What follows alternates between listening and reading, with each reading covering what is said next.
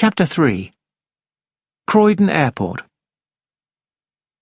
As the plane landed, Mitchell stood in the doorway of the rear cabin. "I must ask you, ladies and gentlemen, to remain in your seats until the police arrive," he announced. "Nonsense!" cried Lady Horbury angrily. "I insist on being allowed to leave at once." "I'm sorry, my lady." Albert Davis, the second steward, had taken the passengers in the front cabin off the plane through the emergency exit. Then he had gone to call the police. It was not long before a tall police inspector and a uniformed policeman hurried onto the plane. The inspector talked to Mitchell and Dr. Bryant and looked at the dead woman. Then he turned to the passengers. "Will you please follow me, ladies and gentlemen?" he said. Inspector Japp led the passengers to a private room inside the airport. "If you will remain here, ladies and gentlemen, I want to speak to Dr. Bryant. Please come with me, Doctor." "May I help?" asked the little man with the moustache. "Monsieur Poirot," said the inspector. "I didn't recognize you under that blanket. Of course you may join us." As the three men left the room, Norman Gale turned to Jane. "I think I saw you at Le Pinet." "Did you?" said Jane. "I recognized you in the plane. Do you think that woman was really murdered?" "I suppose so." Jane shivered. "It's horrible." "You turn up in the most unexpected places, Monsieur Poirot," said Inspector Japp in a nearby room. "And why are you here at Croydon Airport yourself, my friend?" asked Poirot. "I'm looking for an international criminal. It's lucky I was here. Now, Doctor, may I have your name and address?" "Roger James Bryant, 329 Harley Street." Constable Rogers, the uniformed policeman, wrote down the information. "Can you give us any idea of the time of death?"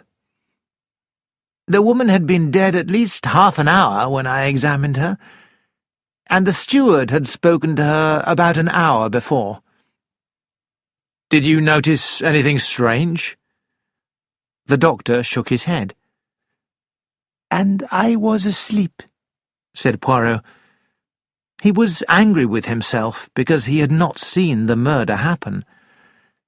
"I suffer from travel sickness in the air and on the sea, so I always try to sleep."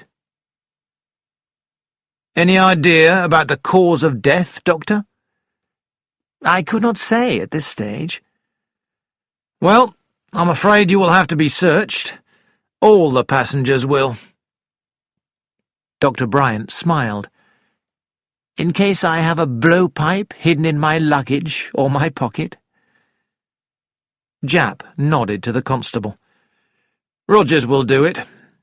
By the way, Doctor, do you have any idea what would be likely to be on this?" Japp pointed to the dart which was lying on the table in front of him. "Curare is the usual poison used by the people in the tribes, I believe. It is very quick." "Is it easy to find?" "Not for an ordinary person." "Then we'll have to search you extra carefully. Rogers?" The doctor and the constable left the room together. Japp looked at Poirot. "A couple of my men are searching the plane. We've got a fingerprint man and a photographer coming along. I think we'd better see the stewards next." He walked to the door and gave an order. The two stewards came into the room. Davis looked excited. Mitchell was still white and frightened. "Sit down, gentlemen," said Japp. Have you brought the passports? Ah, good. He sorted through them.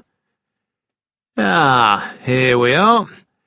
Madame Giselle's real name was Marie Morisseau. French passport. Do you know anything about her? I've seen her before. She crossed to and from England quite often, said Mitchell. I remember her too, said Davis. I sometimes saw her on the early service, the 8 o'clock from Paris. Which of you was the last to see her alive? I was, said Mitchell. I took her some coffee at about 2 o'clock. When did you see her next? When I took the bills round about 15 minutes later. I thought she was asleep. She must have been dead then. You didn't see this? Japp pointed to the little dart. No, sir. What about you, Davis? The last time I saw her was when I was handing out the biscuits and cheese. She was all right then. Did this woman speak to anyone on the plane? Did she recognize anyone? Asked Japp. Not that I saw, sir, said Mitchell. Davis? No, sir. Did she leave her seat at all during the journey? I don't think so, sir. Well then, that will be all for now. Poirot leaned forward. One little question. Did either of you notice a wasp flying about the plane? Both men shook their heads. Eh bien, it is of no importance, said Poirot. As the two stewards left the room, Japp looked through the passports. Let's see Lady Horbury first, he said. You will search all the hand luggage of the passengers in the rear cabin very carefully? Asked Poirot. Yes, Monsieur Poirot. We must find that blowpipe, if there is a blowpipe, and we're not all dreaming. Everybody has got to be searched, and every bit of luggage has got to be searched too. A very exact list might be made, perhaps, of everything in these people's possession? If you say so. I don't quite see why, though. We know what we're looking for. I am not so sure. I look for something, but I do not know what it is. You do like to make things difficult, don't you, Monsieur Poirot? Lady Cicely Horbury told Japp that she was the wife of the Earl of Horbury, and that she was returning to London from Le Pinet and Paris. She did not know the dead woman. She had noticed nothing strange during the flight. She was facing towards the front of the plane, and so she could not see anything going on behind her.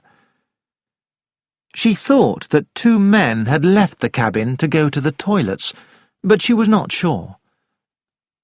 She had not seen anyone handling anything like a blowpipe. She had not noticed the wasp. Lady Horbury was followed by the Honourable Venetia Kerr, also returning from the south of France. She had never seen the dead woman before. She had noticed nothing suspicious during the journey. She had seen a wasp annoying some passengers farther down the cabin soon after lunch was over. If you ask me, said Japp, when Miss Kerr had gone, those Frenchmen are the guilty ones. They were just across the aisle from Morisseau. Their suitcase is covered with foreign labels. I wouldn't be surprised if they'd been to Borneo or South America or wherever it is. As for the motive, we can probably get that from Paris. We'll ask the French police, the Sûreté, to help us. Poirot smiled. It is possible, but, my friend, those 2 men cannot possibly be murderers. They are famous archaeologists. Monsieur Armand Dupont and his son Jean. They have just returned from some very interesting archaeological sites in Persia. Japp grabbed a passport. You're right. Well, let's have a look at them. Armand Dupont did not know the dead woman. He had noticed nothing on the journey because he had been talking to his son about the ancient pottery of the Near East. He had not left his seat. Yes, he had seen the wasp towards the end of lunch. His son had killed it. Jean Dupont confirmed his father's story. Mr. Clancy came next. Inspector Japp felt that Mr. Clancy knew too much about blowpipes and poisoned darts. "Have you ever owned a blowpipe yourself?" he asked. "Well, yes, actually, I have. You see, I was writing a book in which the murder was committed that way, and I needed a drawing to show the position of fingerprints on the blowpipe. I had noticed one in a shop in the Charing Cross Road in London, so I bought it, and an artist drew it for me, including the fingerprints." "Did you keep the blowpipe?" "Yes." "Where is it now?" "I don't know. I haven't seen it for 6 months." "Did you leave your seat at all in the plane?" "Yes. I went to get a railway timetable out of my coat pocket. The coat was lying on my suitcase at the back of the cabin." "So you passed the dead woman's seat?" "Yes, but long before anything could have happened. I'd only just drunk my soup." Poirot asked about the wasp. Yes, Mr. Clancy had noticed a wasp. It had attacked him just after the steward had brought his coffee. When he tried to hit it, it flew away. Mr. Clancy was allowed to leave. Norman Gale was a dentist. He was returning from a holiday at Le Pinet. He had never seen the dead woman and had noticed nothing suspicious during the journey. He had left his seat once during the journey to go to the toilet. He had not noticed the wasp. James Ryder was returning from a business visit. He did not know the dead woman. Yes, he had the seat in front of her, but he had heard no cry or exclamation. No one had come down the cabin except the stewards. The young Frenchman sitting opposite him had killed a wasp. He had never seen a blowpipe. There was a knock on the door, and a police constable came in. "The sergeant's just found this, sir." He laid an object on the table. "There are no fingerprints." It was a native blowpipe. Japp gasped. "My goodness! Where was it found?" "Behind one of the seats, sir. Number 9.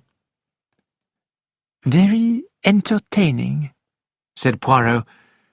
"Number 9 was my seat." Japp smiled at him. "So, did you do it then, old friend?"